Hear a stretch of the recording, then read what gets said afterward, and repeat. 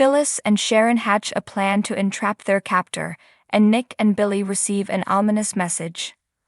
At the ranch, Victor on the phone says, "Send him in." Adam enters and Victor gives him a brisk hug.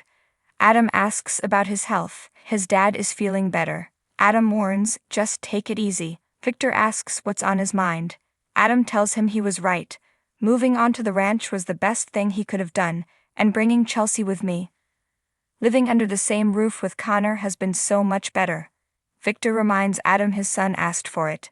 Adam says he's happy. Victor thinks Adam is too. He suspects it has to do with Chelsea. Adam admits they're closer and it may be possible to have the good times back again. Victor says he deserves happiness. It seems everything in his life is falling into place. Victor admires how Adam jumped back in the saddle at Newman Media. Adam points out he built it from the ground up. Victor admires how he dealt with Connor's OCD as a dad. Adam says part of him wants to make him proud. If he could live up to his legacy, that's all he could hope for. Victor doesn't take that for granted and will support him and also Chelsea. "She's welcome in my family," he asks. "Now, where do you go from here?" Adam won't pressure her. He already got her to have dinner with him and open her mind to the possibility. Whatever is next is up to her. Victor admires how Chelsea has found herself. Adam's grateful he sees her in a new light. Victor will always be there to support him. Adam sighs. It's nice to be so aligned with him. He's grateful. Victor appreciates what he has said. Adam nods. "Thanks, Dad." Hell freezes over. At the old ranch, Chelsea asks Chloe what she thinks. She feels she's walked into the belly of the beast.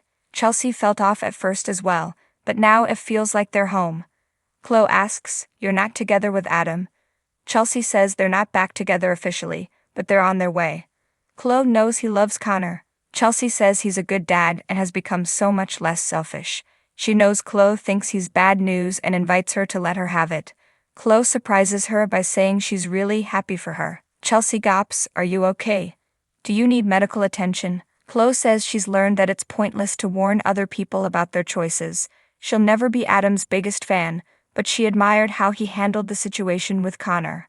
"I didn't think he had it in him. Maybe they're stronger together." If Adam is what Chelsea wants, she should go out and get him. Chloe knows she'll make the right decision for herself. Chelsea's so relieved to hear this. She's really happy. "Am I crazy to think Adam and I can really make it work this time?" Chloe shrugs. "Why not? What could be better for the three of them?" Adam comes in and greets Chloe cordially.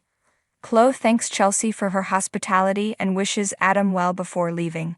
He tells Chelsea he went to see his dad, who sends his regards. Adam asks about her visit with Chelsea, who says she was helpful. He guesses she told her to pack her bags and run. Chelsea surprises him by saying Chloe has blessed their reunion. Adam hedges, "Is that what this is? A reunion?" She replies, "Maybe. Don't blow it." He whispers, "Never," and kisses her. Alan weaves a tangled web. At Billy's house, he and Nick puzzle over Havenhurst and how it ties in with Sharon and Phyllis' situation. Nick says Chance's team is looking into it, and warns Billy against clicking the link in the text. It could be a trap. Billy argues it's the best lead they have. Nick decides they should give it a shot. In the park, Alan watches Sharon and Phyllis trying to pick the lock on the door of their locked room and smirks, "Good luck." At the club, Tracy gushes to Jack and Diane that she never thought she would get married again, but Alan is kind and generous. She's so lucky to have found him. Jack says he's the lucky one. Just then, Tracy gets a text from Alan urging her to order champagne so they can celebrate properly. He's on his way back. Jack and Diane squeeze her and then head upstairs. Tracy texts Alan that she'll get the champagne and meet him in their suite. In the mental hospital, Phyllis mutters, "Come on, come on, come on," as she struggles to pick the lock on the door. Sharon watches hopefully behind her. Sharon takes a turn and Phyllis tells her, "It's not in all the way." They bicker until Sharon reminds her they can't turn on each other. Try as Sharon coaches. Suddenly, Phyllis thinks she's got it. Suddenly, a loud alarm goes off. They cover their ears and cower. Alan meets Tracy in their suite, and they kiss and hug. She has candles lit and champagne ready. He wants to take over now and makes a toast to how wonderful she is. "You've changed me. I'm a better man because of you." Tracy, I just can't imagine living the rest of my life without you. Alan gazes at her and gushes about how lucky he is to have met her.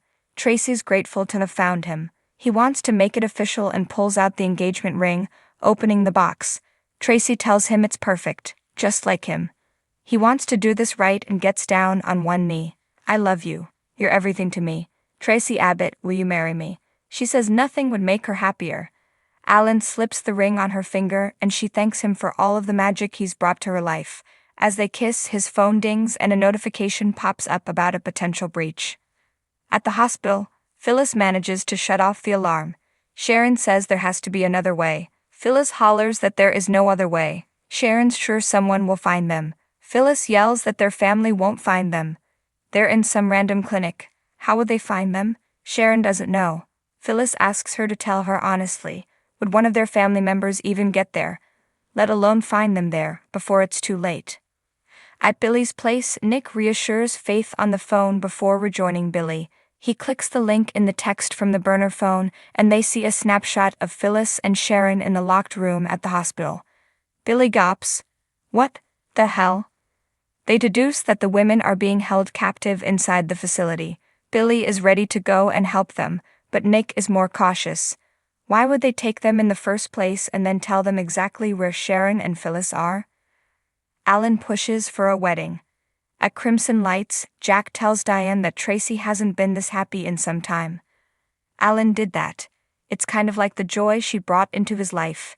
Jack admits he thought she might be single for the rest of her life, but when you stop looking, sometimes the perfect person walks into your life.